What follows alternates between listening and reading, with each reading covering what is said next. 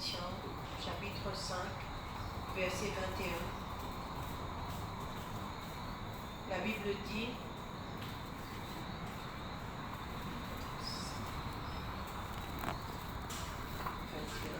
celui qui n'a point connu le péché, il l'a fait devenir péché pour nous, afin que nous devenions en lui justice de Dieu. Amen. Que nous puissions devenir en lui justice de Dieu. En lui. En lui. En lui. Que nous devenons comment? Justice de Dieu. Dieu nous voit en Christ. Nous voit en Christ. Éphésiens chapitre 4, verset 24.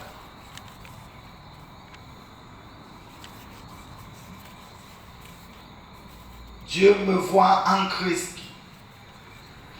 En lui. C'est en lui que nous avons la justice. En lui.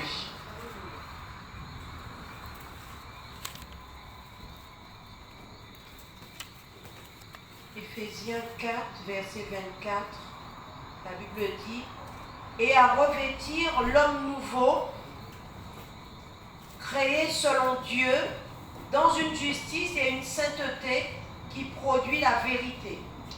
Revêtir quoi? L'homme nouveau. Donc nous sommes en train d'être habillés. Alléluia. Avec une personne nouvelle. Lis à partir du verset 19. Ayant perdu tout sentiment, ils se sont livrés à la dissolution pour commettre toute espèce d'impureté jointe à la cupidité. Mais vous, ce n'est pas ainsi que vous avez appris Christ. Si du moins vous l'avez entendu, et si conformément à la vérité qui est en Jésus, c'est en lui que vous avez instruit à vous dépouiller.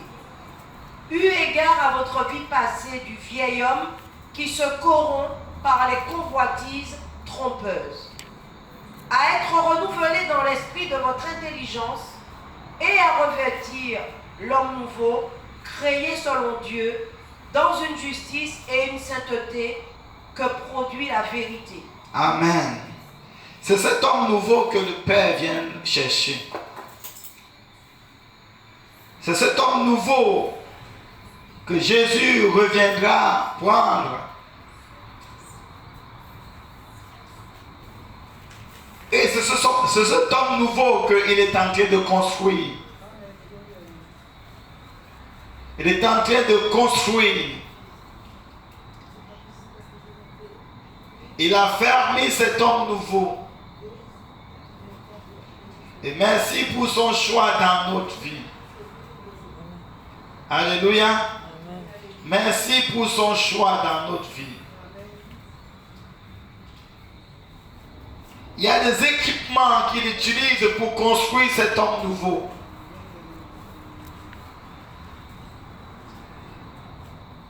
Jacques chapitre 1, versets 17 et 18.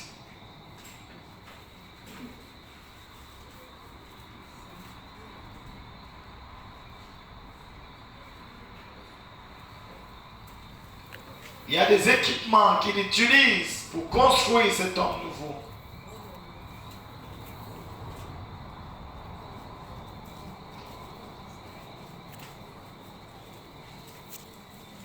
Il nous faut être en communion avec ces équipements.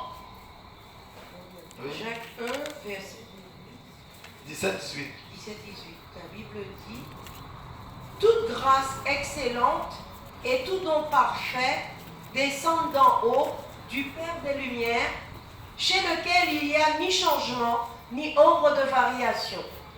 Il nous a engendrés selon sa volonté par la parole de vérité, afin que nous soyons en quelque sorte les prémices de ces créatures. Amen. Toute grâce parfaite et tout don excellent descend de qui? Du Père de lumière. en qui il n'y a ni ombre de variation. Il ne change pas, il est le même. Et c'est lui qui libère la grâce parfaite. C'est lui qui libère les dons excellents. Et ce sont ces dons excellents, ce sont ces grâces-là qui forment l'homme nouveau.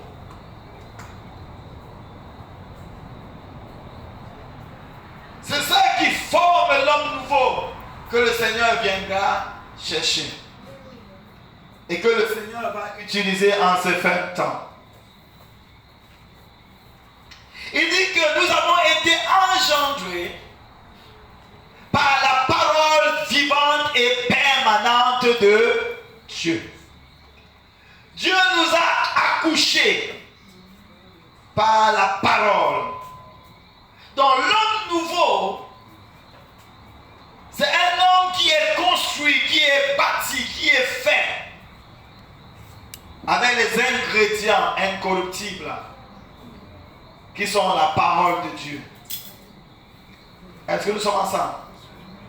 Avec des ingrédients solides, fermes, inébranlables, qui peut passer le temps sans être corrompu. La parole de Dieu. Il y a des nouvelles qui viennent, après un certain temps, ces nouvelles perdent leur poids, n'est-ce pas? Des livres qui s'écrivent, on lit ces livres-là, on est tellement zélé. Mais après un certain temps, ce livre-là perd sa substance. Mais la parole de l'Éternel, la parole du Créateur demeure. Les générations passent, ça ne perd pas sa substance. Est-ce que quelqu'un est avec moi? Les saisons passent, ça ne perd pas sa substance.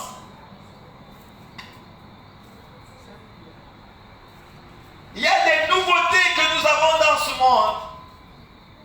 Et tout le monde est anxieux pour découvrir le nouveau iPhone, le nouveau film,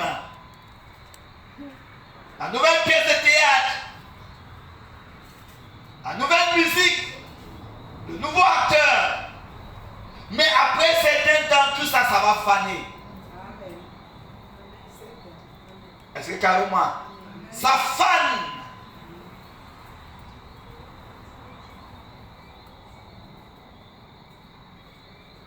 Il dit que même la beauté est vaine, la grâce est trompeuse. Mais c'est celle qui craint l'Éternel qui sera comment? Loué. Alléluia. Donc, ce qui bâtit l'homme nouveau est quelque chose qui ne perd pas sa valeur. Et parce que les ingrédients que Dieu utilise pour nous bâtir ne perd pas sa valeur, ça veut dire que le potentiel de cet homme nouveau ne dilue pas.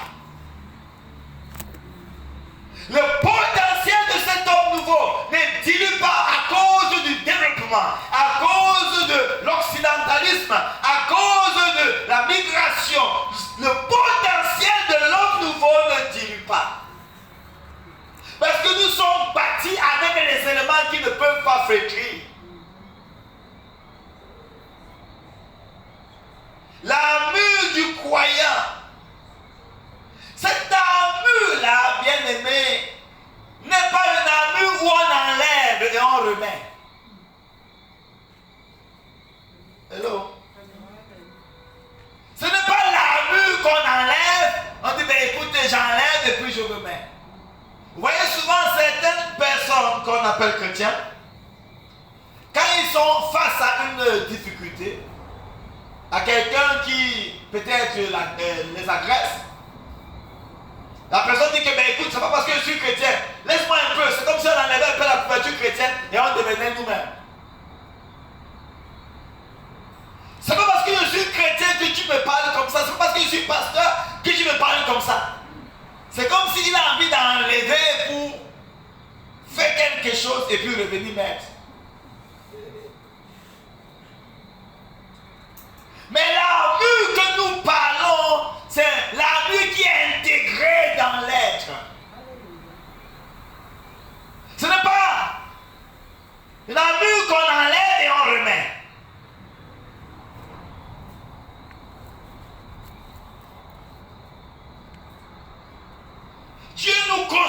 avec cette armure.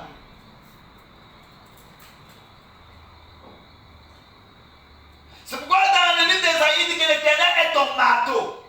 Ce n'est pas qu'il te donne un marteau. Lui-même, il devient marteau.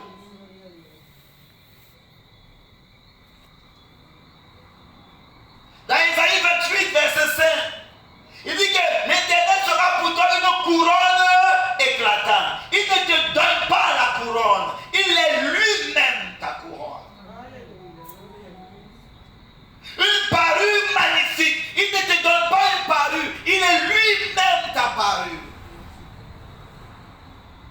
Donc les éléments de construction ne sont pas des éléments de construction où on met sur toi. Ce n'est pas un vêtement où on met sur toi et de temps en temps tu peux enlever. Ce sont les équipements qui sont intégrés en toi. Alléluia. Amen. C'est intégré en toi. Et c'est pourquoi, mes bien-aimés, c'est une nation sainte. Alléluia. Amen. C'est un peuple à part. C'est un peuple à part. C'est une nation sainte. C'est l'homme nouveau. Vous voyez, le monde est en train d'imiter. Il parle actuellement d'un nouvel ordre mondial, n'est-ce pas? Nouvel ordre mondial. Ils veulent établir un nouvel ordre mondial. Et ils mettent des choses en place pour faire des contrefaçons. Mais il y a un homme nouveau que Dieu est en train de construire.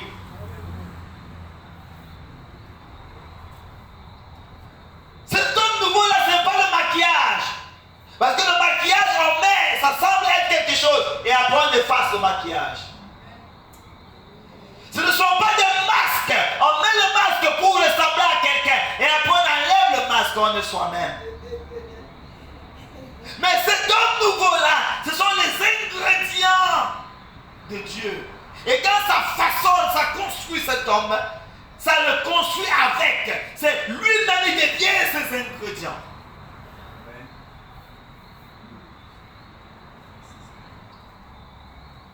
C'est pourquoi lorsque la construction est finie, est terminée, bien aimé, il y a un peuple qui ne peut pas être vaincu. Alléluia. Il y a un peuple que rien ne peut tuer. Alléluia.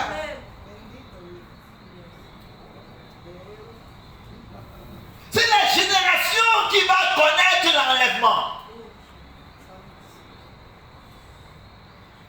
Bien-aimé, il y a une typologie de ce nouveau homme-là dans l'Ancien Testament. Vous voyez, mes bien-aimés, la Bible dit qu'Enoch a marché avec Dieu. Donc, Enoch était en train d'être construit par Dieu. Il était en train d'être construit, Dieu le construisait.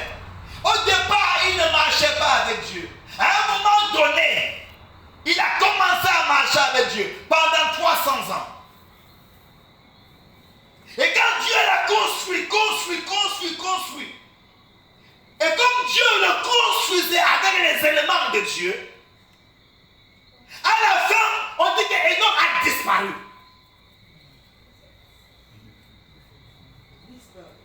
Vous comprenez? Dieu, il est entré dans le macrocosme. Et on ne pouvait plus le voir. Il a été façonné par Dieu au point qu'il est entré pleinement en lui. Vous voyez comment on taille quelque chose pour faire entrer dans quelque chose? Quand il a finalement été à la mesure de la stature parfaite, il est entré. Il ne fut plus. Parce que Dieu le prit.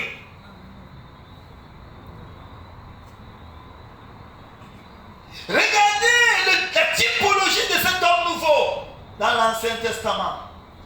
La Bible dit qu'Élie a été élevé au ciel avec des chars de feu. Mais est-ce qu'il y a un homme naturel? Un homme naturel. Le cheval qui vient chercher Élie, ce sont des chars de feu. Est-ce qu'il y a un homme supporte le feu, seulement mettre sa main à côté du feu. Mais le véhicule d'Élie était des chars de feu. Pour entrer dans ce genre de véhicule-là, il faut que toi-même tu sois un feu. Donc, on voyait un homme naturel marcher. Mais la valeur, c'est celle qui était. C'était un feu ambulant. Qui c'est seulement? On a vu seulement à la dernière minute qui est vraiment cet homme-là. C'est comme Jésus, il marchait humblement avec les apôtres. Et personne ne connaissait. C'était un homme qui était rempli de grâce et puis il faisait des miracles, etc., etc. Mais on ne connaissait pas sa valeur divine. Jusqu'à ce qu'il monte sur la montagne sainte, la montagne de transfiguration. Il n'est pas venu avec un autre vêtement. Mais on dit que son vêtement était éclatant. Avec une laine qui n'existait pas sur la terre. Il brillait comme le soleil. Mais, vous voyez, là, quand la personne divine a commencé à jaillir, les vêtements qu'on voyait au-dessus sur lui ont disparu. Et son vrai vêtement a pris le dessus. Sa vraie nature divine a pris le dessus. C'est ça qui dit que même quand notre homme extérieur est détruit, notre homme intérieur se renouvelle. Il y a quelque chose qui est en train de renouveler l'homme intérieur. Et quand l'homme intérieur arrive à la statue, ça apparaît à visibilité.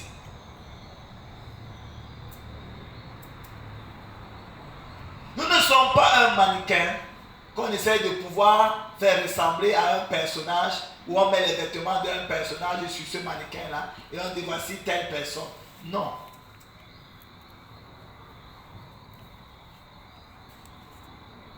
Il y a un homme nouveau qui est en train d'être construit. Est-ce que quelqu'un est avec moi? Amen. Il y a un homme nouveau qui est en train d'être construit. Et cet homme nouveau-là est en train d'être construit avec une armure qui n'est pas faite des mains d'homme. Est-ce que nous sommes ensemble? Nous sommes construits. Il dit que nous avons été engendrés. Donc, notre naissance commence par quelque chose qui n'est pas matériel.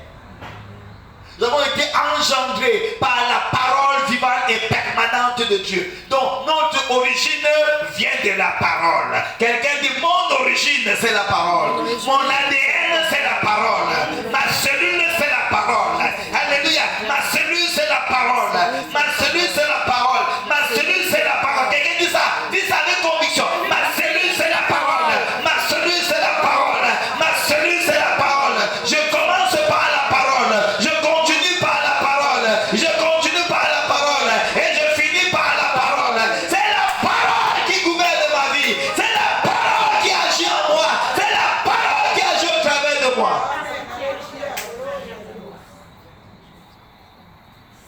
Mais bien aimé, c'est pourquoi quand nous sommes engendrés par ça, il n'y a rien qui puisse venir corrompre cette sémence. Quand tu mets le noyau de l'avocat, quand ça grandit, c'est l'avocat. Est-ce que nous sommes ensemble? Quand ça grandit, c'est l'avocat. Nous sommes conçus par la parole, engendrés par la parole. C'est pourquoi, lorsque ta cellule, c'est la parole, ça réagit à la parole. Est-ce que quelqu'un avec moi? C'est pourquoi, quand nous comprenons ces choses, notre cellule ne réagit pas à autre chose que la parole. Donc, lorsqu'on mettra des choses pour pouvoir corrompre notre cellule, ça ne va pas répondre. Est-ce que quelqu'un avec moi? C'est ça qui nous fait comprendre que même on voit le breuvage mortel, ça ne fera autrement parce que ça ne va pas réagir à autre chose que la parole. Parce que notre cellule, notre vie, notre origine ne vient pas de ces choses-là.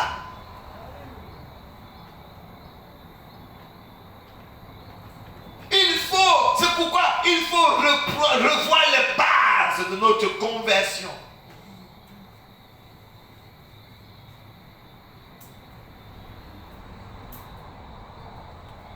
Notre cellule ne doit pas réagir à la peur. Notre cellule ne doit pas réagir à l'angoisse du monde. Notre cellule ne doit pas réagir à la pression. Parce que notre cellule n'est pas issue du genre humain. C'est ce qui parle à quelqu'un. Amen. Ou la parole de Dieu c'est la vérité, ou c'est le faux. Ou nous croyons à cette parole, ou nous ne croyons pas. Et si nous croyons à cette parole, nous devons croire à l'intégralité de la parole. Et l'intégralité de la parole doit avoir un effet sur nos vies.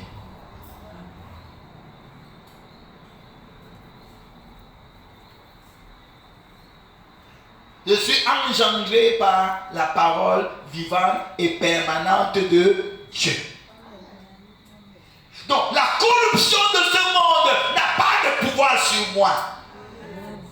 Les influences de ce monde n'ont pas de pouvoir sur moi. La convoitise de ce monde n'a pas de pouvoir sur moi. J'ai une mission à part. J'ai une vocation à part. J'ai une destinée à part.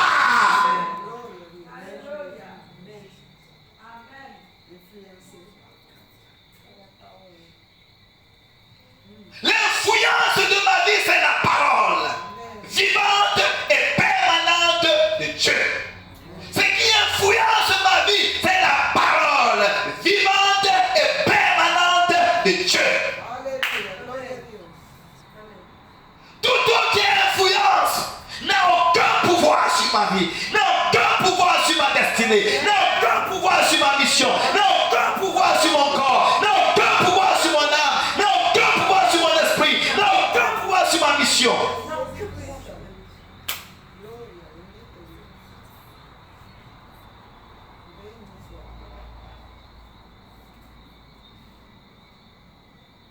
Quand la Bible dit que sans la foi, nul n'est agréable à Dieu, parce que quand on n'est pas dans la foi, on n'est même pas en lui. Parce que la foi, c'est la parole de Dieu. Quand il dit que sans la foi, il est impossible de lui être agréable, ça veut dire que celui qui n'est même pas en lui, il n'est pas en lui. C'est pas seulement question d'aller emprunter la foi. Vous voyez un peu, quand on dit qu'il faut avoir la foi, tu dis que je m'en vais prendre la foi. Non, ce n'est pas quelque chose qu'on emprunte, c'est quelque chose qui est conçu avec. C'est comme quelqu'un dit que je m'en vais à l'hôpital, je vais faire le test sanguin pour connaître la paternité, pour savoir qui est mon père, qui est ma mère. Et quand tu vas faire le test montre que tu n'es pas l'enfant d'un tel. Et tu te dis qu'il n'y a pas de problème, je vais mettre quelque chose de couleur qui me montre que tu es mon père ou tu es ma mère. Est-ce que quelqu'un veut moi? Même si tu mets les couleurs, tu vas faire ta peinture, etc., il ne sera jamais ton père, jamais ta mère. Il faut recommencer par l'accouchement. Hello? Donc, lorsqu'on dit la foi, on pense qu'en mettant des teintures, directement on aura la foi. C'est pas comme ça. Il faut aller recommencer à l'accouchement.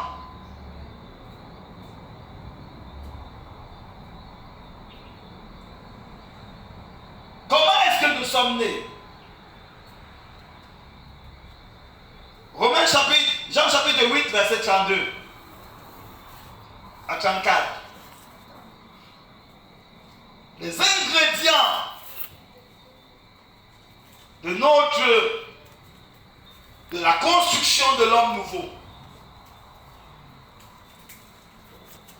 Jean 8, à partir du verset 32, la Bible dit: vous connaîtrez la vérité et la vérité vous affranchira. Ils lui répondirent: nous sommes la postérité d'Abraham et nous ne fûmes jamais esclaves de personne. Comment dis-tu, vous deviendrez libres. En vérité, je vous le dis, leur répliqua Jésus. Quiconque se livre au péché est esclave du péché. Or, l'esclave ne demeure pas toujours dans la maison, le Fils y demeure toujours. Si donc le Fils vous affranchit, vous serez réellement libres. Je sais que vous êtes la postérité d'Abraham, mais vous cherchez à me faire mourir parce que ma parole ne pénètre pas en vous. Je dis ce que j'ai vu chez mon Père, et vous faites ce que vous avez entendu de la part de votre Père. Ils lui répondirent, notre Père c'est Abraham. Jésus leur dit, si vous étiez enfants d'Abraham, vous feriez les œuvres d'Abraham. Amen.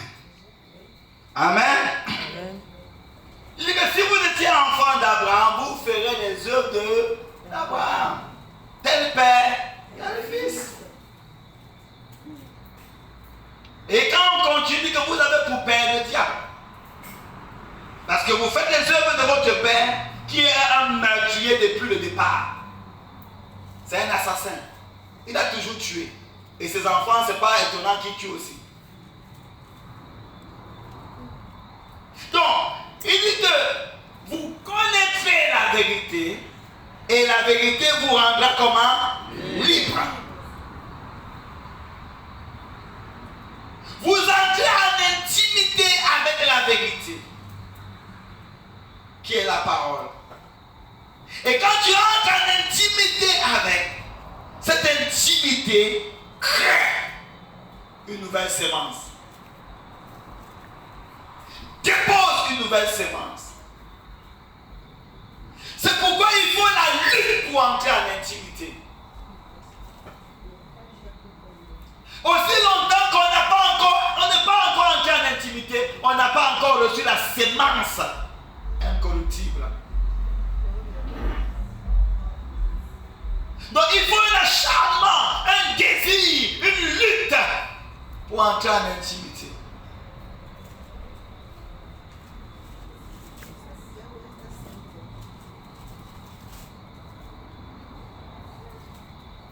Comment pourrais-je naître de nouveau quand je suis déjà vieux?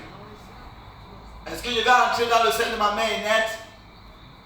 Je dis non, ce n'est pas un esprit. Ce qui est né de la chair est chair, ce qui est né de l'esprit est esprit. Il faut un acharnement. Et cet acharnement-là, quand tu avances vers cette intimité, il faut dépouillement. Dépouillement. Dépouillement. Dépouillement. Jusqu'à ce que tu entres en union de vie avec la vérité. C'est pourquoi le royaume de Dieu n'est pas à portée de main. Ce sont les violents qui s'en emparent. Ce sont quoi? Les violents qui s'en emparent. Fais violence envers toi-même. Je refuse ça. Je veux entrer en intimité avec la vérité. Et plus tu as le désir d'entrer en intimité avec la vérité, plus de mensonges perdent son influence sur toi. Plus tu as le désir, plus de mensonges perdent son influence sur toi. Et plus tu te rapproches du Seigneur, plus il se rapproche de toi. Jusqu'à ce que tu entres en intimité avec lui, il dépose en toi la sémence de vérité. C'est à partir de ce temps-là que l'homme nouveau commence à être créé en toi. Et se construire. Et se construire. Tu le laisses être mature en toi. Quand il prend de la maturité en toi, il prend la prééminence. Et c'est pourquoi tu arrives à un point où tu dis, ce n'est plus moi qui vis, c'est Christ qui vit en moi. Et cet homme nouveau n'est pas vaincu par les matériaux existants. Parce qu'il est créé selon Dieu. Alléluia. La parole vivante et permanente de Dieu, c'est un équipement pour créer cet homme nouveau. Deuxième point, le nom de Jésus. Le nom de Jésus. Jean chapitre 14, verset 13 à 15.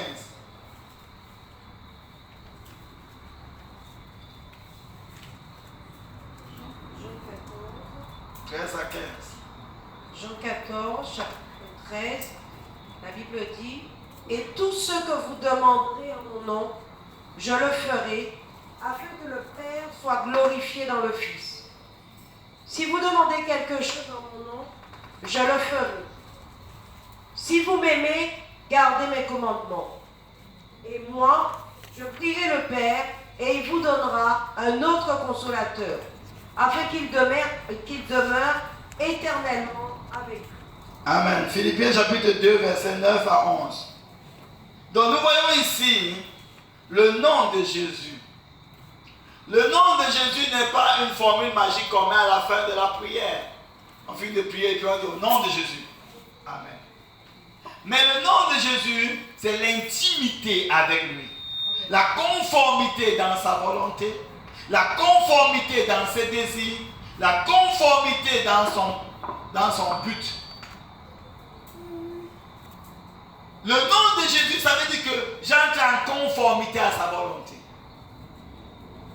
Je suis construit, l'homme nouveau est construit par la conformité.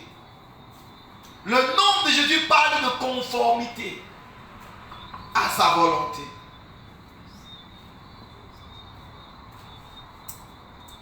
Alléluia.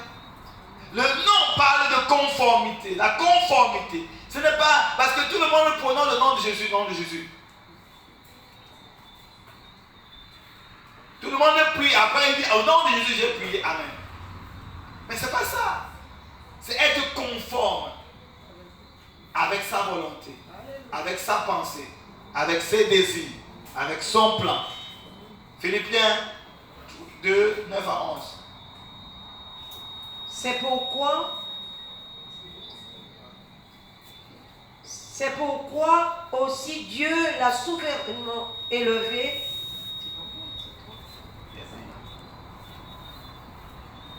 C'est pourquoi aussi Dieu l'a souverainement élevé et lui a donné le nom qui est au-dessus de tout nom, afin qu'au nom de Jésus, tout genou fléchisse dans les cieux, sur la terre et sous la terre, et que toute langue confesse que Jésus-Christ est Seigneur, à la gloire de Dieu le Père. Amen. Voilà les éléments, les ingrédients qui construisent l'homme nouveau. Les ingrédients qui construisent l'homme nouveau, mes bien-aimés, c'est le nom de Jésus. Et comme on dit, le nom de Jésus n'est pas une formule magique à la fin de la prière. Dieu lui a donné un nom parce qu'il a été conforme à la volonté de Dieu. Il s'est humilié lui-même. Ce que je fais, c'est ce que je vois mon Père faire. Je ne fais que ce que mon Père me donne de faire. Il s'est humilié lui-même pour obéir au Père, pour faire la volonté du Père. Il a accepté la volonté du Père. Même à Gethsemane, il a dit non, ma volonté, mais ta volonté. Accepter la souffrance au nom du Père. Et Dieu lui a donné un nom au-dessus de quoi? Tous les autres noms. Et c'est ce nom-là qui construit l'homme nouveau. Quand nous acceptons être conformes à lui, conformes à sa volonté, conformes à ses désirs, conformes à son plan, nous sommes en train de nous ouvrir à construire l'homme nouveau en nous. Alléluia. Et quand nous sommes en train de... Cet homme nouveau est en train d'être construit en nous, mes bien-aimés, il dit que tout ce que nous demandons, alléluia, tout ce que nous demandons en son nom, il le fait. Pourquoi? Parce que tout ce que nous demandons entre en étroite collaboration, entre en ligne avec sa volonté, ses désirs, son plan. Et c'est l'homme nouveau qui est en train d'être construit en nous. Les choses que nous demandons, c'est la construction. Ce sont les choses qui sont liées à la construction de l'homme nouveau.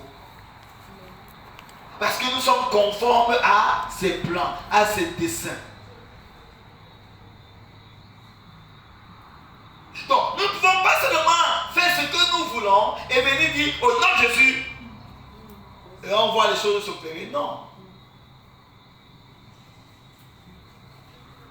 Ce n'est pas une formule magique que Dieu a donnée.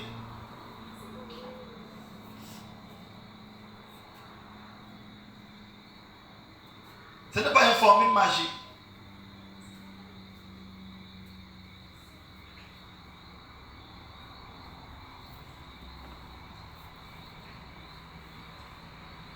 Quand nous comprenons ces choses, l'homme nouveau est en train d'être bâti en nous.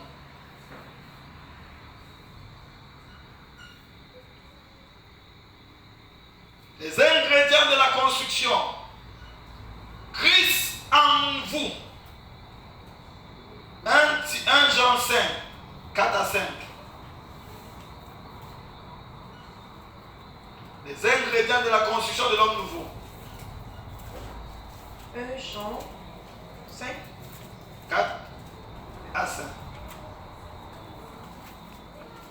1 Jean 4 à 5. Alors, la Bible dit: et nous écrivons ces choses afin que notre joie soit parfaite. La nouvelle que nous avons apprise de lui et que nous vous annonçons, c'est que Dieu est lumière et qu'il n'y a point en lui de ténèbres.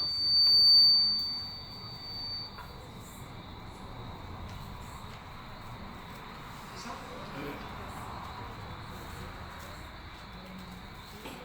1 Jean 5. 1 Jean 5. Oui, 5. Ah d'accord. 1 Jean 5, 4 à 5. Voilà. Parce que tout ce qui est né de Dieu triomphe du monde. Et la victoire qui triomphe du monde, c'est notre foi. Qui est celui qui a triomphé du monde, sinon celui qui croit que Jésus est le Fils de Dieu? Amen. Christ en vous, l'espérance de la gloire. Christ en nous, l'espérance de la gloire.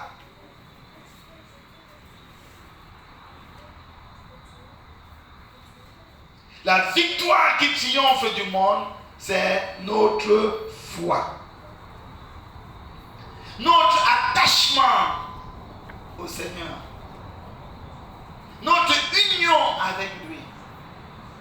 C'est ça qui nous donne à être au-dessus de tout ce que on peut voir et manifester dans ce monde. La victoire qui triomphe du monde, c'est notre foi. Notre attachement à lui. Notre union à lui.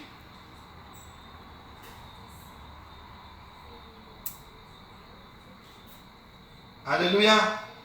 Voilà les ingrédients, mes bien-aimés, qui construisent l'homme nouveau. Romains chapitre 3, verset 25.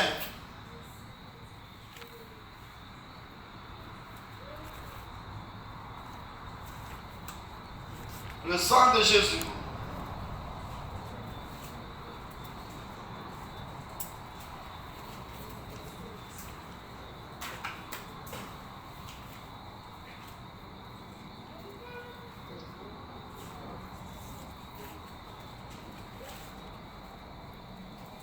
Romains chapitre 3,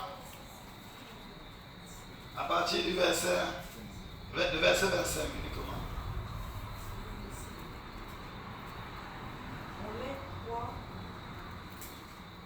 Romains 3, 25.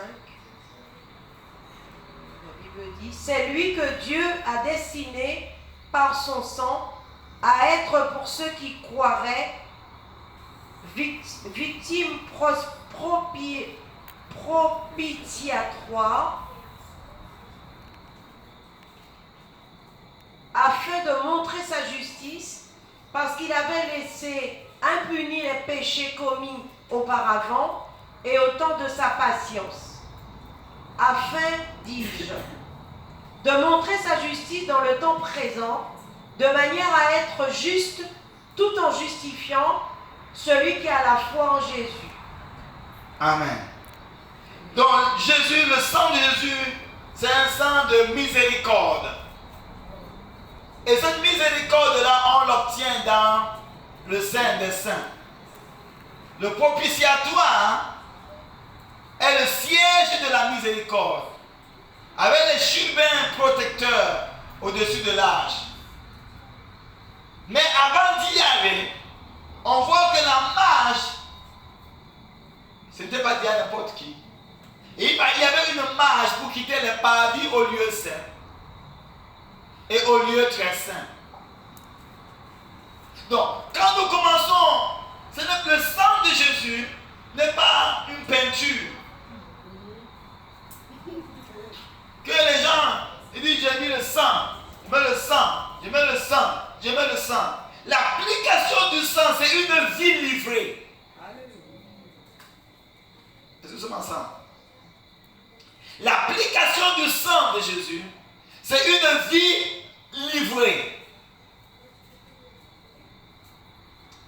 Lorsqu'on voit même le symbolique dans l'Ancien Testament, on voit qu'il fallait tuer l'agneau et mettre le sang sur le linteau de Paul. Donc il y avait toujours une vie livrée.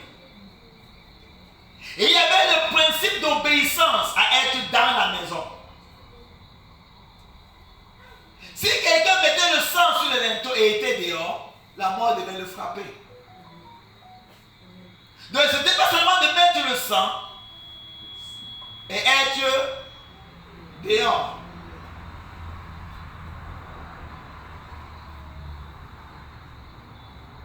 Quand nous appliquons le sang dans le principe d'obéissance. Là où il y a désobéissance, il n'y a pas valeur du sang. Est-ce que quelqu'un avec moi? Là où il y a désobéissance, il n'y a pas la valeur du sang. Le sang, Jésus-Christ a versé son sang pour l'humanité, mais les bénéficiaires du sang, c'est ceux qui lui obéissent. Est-ce que quelqu'un avec moi? Les bénéficiaires de la puissance du sang, c'est ceux qui se mettent sous le sang.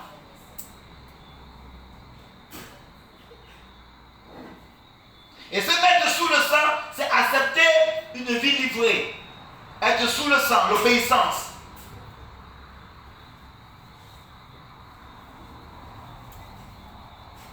Les familles des personnes qui avaient sacrifié l'animal, alléluia. Si le père avait sacrifié le veau ou l'agneau, les enfants devraient être à l'intérieur de la maison pour que l'ange de la mort ne leur frappe pas. Même si le père avait sacrifié l'animal, il avait mis le sang sur le linteau de porte et que l'enfant se trouvait dehors,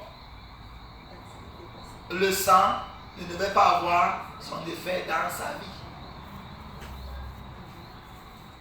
Est-ce que quelqu'un avec moi? Amen. Parce que nous appliquons le sang et on dit mais pourquoi le sang ne marche pas? Le sang, c'est une vie livrée. C'est l'obéissance. S'il n'y a pas d'obéissance, la valeur du sang n'est pas manifeste. Est-ce que quelqu'un est avec moi? Amen. Par les maîtrisures de Jésus-Christ, nous avons été comment? Guéris. Mais est-ce que Jésus-Christ a guéri l'humanité, tout le monde? Il a guéri ceux qui se sont soumis à la valeur de son sang. Ceux qui se soumettent à la valeur de son sang, la puissance du sang, œuvrent dans leur vie, pas seulement pour ôter leur péché, mais aussi pour leur guérir des conséquences du péché.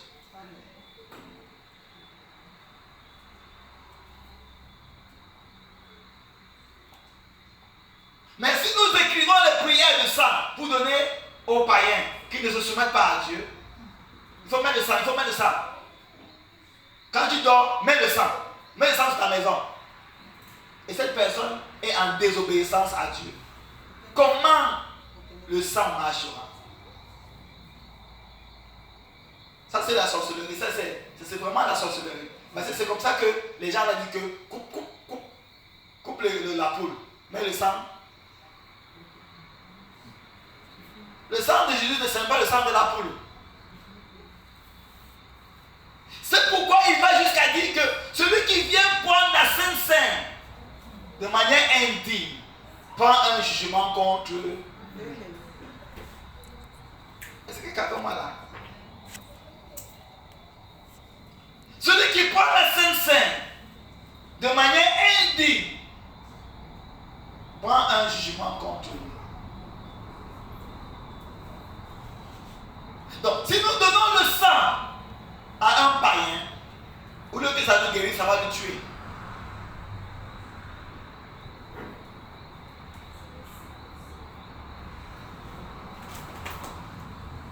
À moins que le païen accepte de se soumettre à le sang, alors il verra la puissance du sang dans sa vie.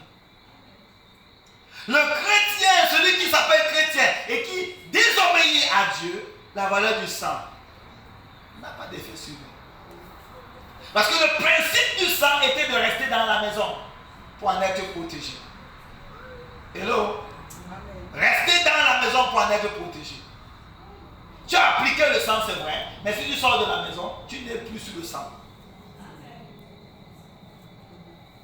Si tu sors sur l'obéissance, tu n'es plus sur le sang.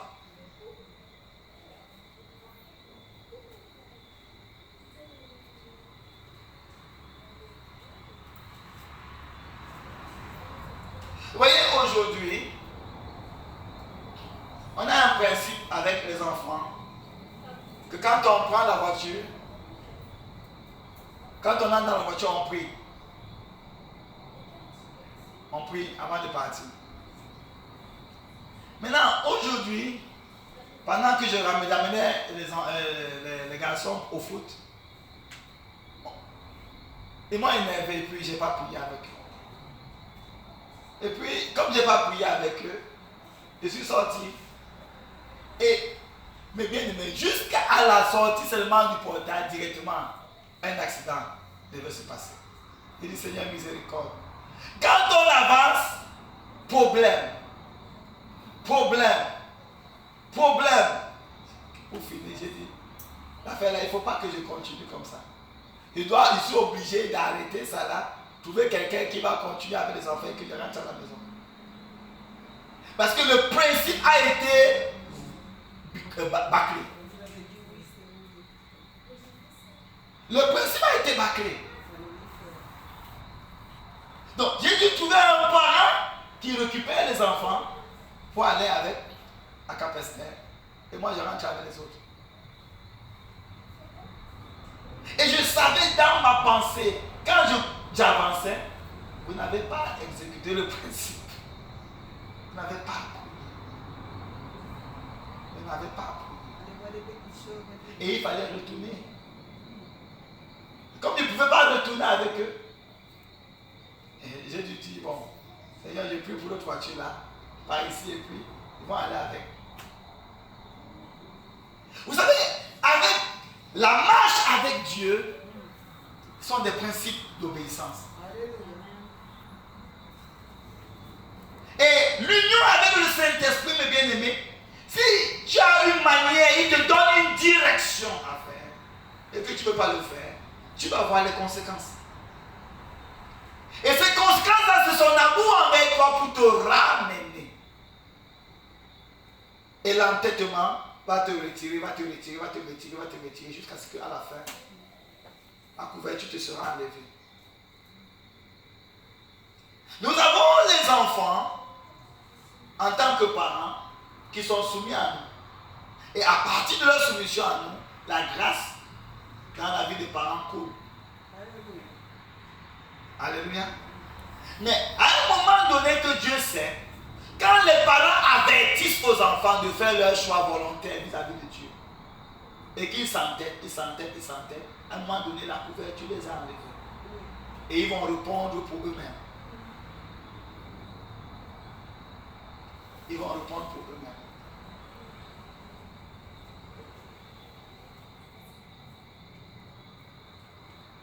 La valeur du sang, c'est pour ceux qui se soumettent au sang.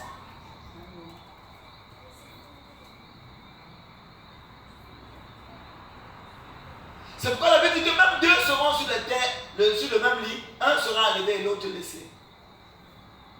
Parce que si tu es sur le même lit avec quelqu'un et toi, tu ne reconnais pas la valeur du sang, ce sang-là ne te sera de sans effet parce que ça ne pourra pas purifier tes péchés. Ça ne pourra pas te protéger. Ça ne pourra pas te préserver. Même étant sur le même lit. Pourtant, on a prié pour toute la famille. On a couvert avec tout le monde le sang. Mais le sang connaît qui est qui. Alléluia.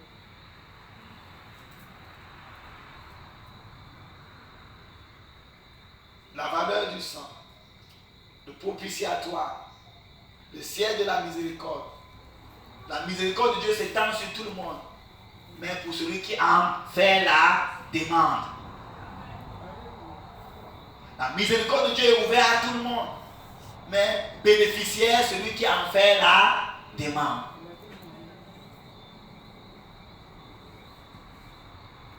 Celui qui en fait la demande, Dieu fait grâce.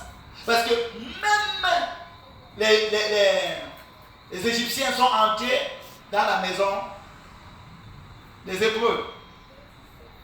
Ils sont entrés dans leur maison par obéissance. Ils ont été préservés. Amen. C'est pourquoi quand ils sont sortis de l'Égypte, on les appelait les Égyptiens les ramassis. Ils avaient bénéficié de la protection du sang. Maintenant, la grâce du sang pour leur salut. Parce que le sang devait aussi purifier leur cœur, purifier leur vie. Il y a des personnes qui peuvent bénéficier de la protection du sang, mais ne bénéficient pas de la puissance du sang pour leur salut. C'est parce que quelqu'un comprend. Ils sont protégés par le sang, mais ils ne sont pas sauvés par le sang.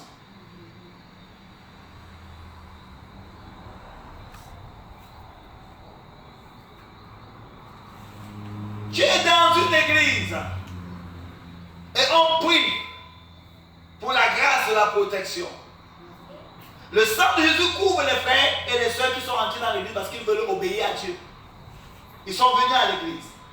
Maintenant, au niveau où le Seigneur les interpelle de manière individuelle, à renoncer à un péché, à renoncer à quelque chose qui pourra les amener en enfer. Quand ils s'entêtent et ils refusent, ils pourraient bénéficier de la valeur du sang de la protection, mais pas d'être sauvés. À cause de la couverture du fait qu'ils sont à l'église, certaines choses ne les arrivent pas. Mais leur désobéissance à laisser le sang purifier leur vie de tout péché, de toute iniquité, c'est refusé. Et qu'est-ce qui se passe? Ils ne sont pas enlevés. Ils n'ont pas le salut de leur âme.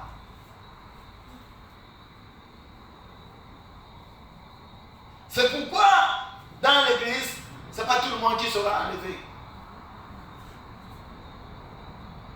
Nous voyons également la typologie dans l'Ancien Testament. Ils ont tous été baptisés en Moïse, mais ils sont morts dans le désert. Ils ont tous mangé la manne, mais ils sont morts dans le désert. Ils ont tous bu au rocher, et ils sont morts dans le désert. Parce que bénéficier des grâces de Dieu ne donne pas automatiquement le salut.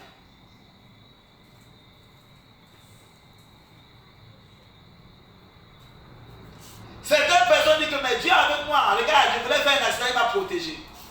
Parce que quelqu'un a prié. Et donc, quelqu'un a prié. Tu as été préservé, protégé. Regarde, Dieu est avec moi. J'ai même cherché même pas le travail, mais je me donner un travail. Quelqu'un a prié. Tu as bénéficié des grâces de Dieu. Mais ces grâces de Dieu, la sorte de bonté de Dieu à ton égard, pour attirer ton cœur vers lui. Alléluia. Mais si tu résistes, tu bénéficies des bontés de Dieu sans lui offrir ton cœur. sans laisser que sa sémence demeure en toi, ce qui va se passer, c'est que les bontés de Dieu vont être dans ta vie, mais le salut de Dieu ne sera pas. Jésus a guéri des personnes, les 10 lépreux. Il a dit, allez vous montrer au sacrificateur. Et pendant qu'ils étaient en chemin pour aller, ils ont vu qu'ils étaient tous guéris, n'est-ce pas? Mais un seul est revenu. Et cette personne qui est revenue a dit que ta grâce, ta foi t'a sauvé. Donc en plus d'être guéri, il a été sauvé. Les autres ont bénéficié de la protection, de la guérison, mais ils n'ont pas bénéficié du salut.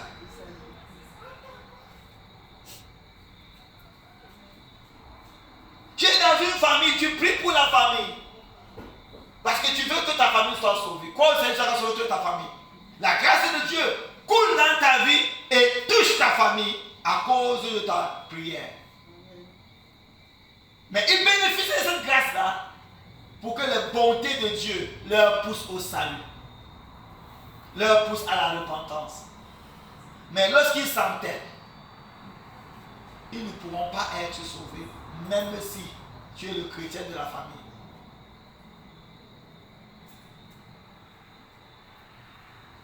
Est-ce que nous sommes ensemble? La même chose quand on parle du peuple juif. Tu n'es pas sauvé parce que tu es un juif. Tu n'entres pas au ciel de Jésus-Christ à moins que tu te repens. Même si tu es un juif de sang. Est-ce que quelqu'un veut moi? À cause de leur père, pour les juifs de sang. Certaines personnes qu'on appelle juifs ne sont pas forcément juifs. Mais pour les juifs de sang, à cause de leur père, ils bénéficient des miséricordes de Dieu. Ils bénéficient de la bénédiction matérielle financière de Dieu. Mais en ce qui concerne le salut, ils ont besoin de faire la démarche comme toi et moi pour en être sauvés.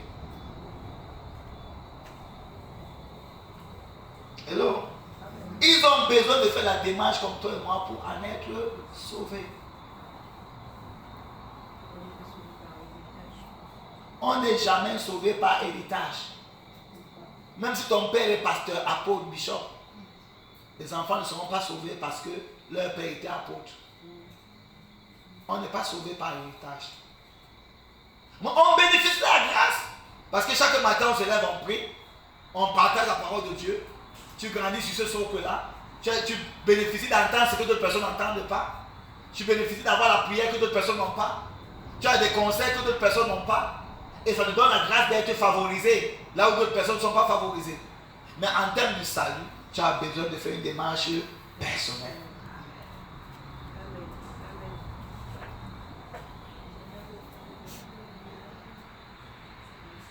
Donc, c'est les ingrédients qui construisent l'homme nouveau.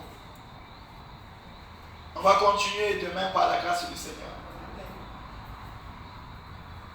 Nous respectons le temps qui nous a été accordé. Amen. On va se lever. Je dis Seigneur, tous les ingrédients que tu as en réserve pour construire l'homme nouveau en moi. Seigneur, que ces ingrédients soient pleinement accordés.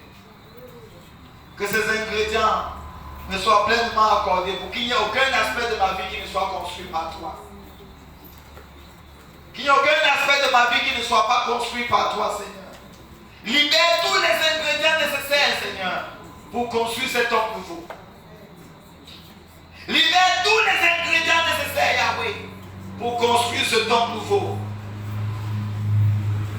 Nous ne voulons pas être des mannequins, Seigneur, qui nous masquons comme des chrétiens. Nous voulons que l'homme nouveau soit construit selon Dieu en nous.